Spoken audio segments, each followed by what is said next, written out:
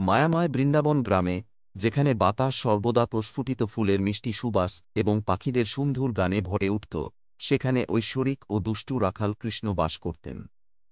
তাঁর চৌম্বকীয় আকর্ষণ সকলের হৃদয়কে মোহিত করেছিল, তবে সুন্দরী এবং করুণাময়ী দুধদাসী রাধা ছাড়া আর কেউ নয়। কৃষ্ণ এবং রাধার মধ্যে এমন একটি বন্ধন ছিল যা সাধারণকে ছাড়িয়ে গিয়েছিল। তাদের সংযোগ প্রেম, কৌতুকপূর্ণতা এবং আধ্যাত্মিকতার সুতোয় বোনা হয়েছিল। প্রতিদিন কৃষ্ণ তার গরুর পালকে সবুজ তৃণভূমির মধ্য দিয়ে নিয়ে যেতেন এবং রাধা তার সাথে যোগ দিতেন। তার হাসি শান্ত পরিবেশে প্রতিধ্বনিত হতো। একদিন সূর্য আকাশকে কমলা এবং গোলাপি রঙে রাঙিয়ে তুলেছিল। কৃষ্ণ এবং রাধা যমুনা নদীর তীরে নিজেদের আবিষ্কার করেছিলেন।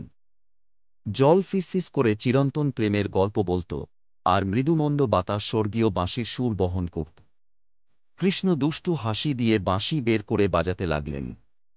নোটগুলি বাতাসে নেচে উঠল, একটি মন্ত্রমুগ্ধকর সিম্ফনি তৈরি করল যা আকাশে প্রতিধ্বনিত হয়েছিল। ঐশ্বরিক সঙ্গীতে মুগ্ধ রাধা কৃষ্ণের সঙ্গে নৃত্যে যোগ না দিয়ে পারলেন না। তাদের চলাফেরা ছিল সমন্বিত, ভালোবাসা ও আনন্দের এক নিখুঁত সাদৃশ্য। দুলতে দুলতে চারপাশের জগৎ অদৃশ্য হয়ে গেল, শুধু প্রেম এবং ভক্তির ঐশ্বরিক পথ সন্ধানকারীদের জন্য পথ প্রদর্শক হয়ে ওঠে। পরম প্রেমিক কৃষ্ণ এবং ভক্তির প্রতীক রাধা জগৎকে শিখিয়েছিলেন যে সত্যিকারের প্রেম সীমানা অতিক্রম করে।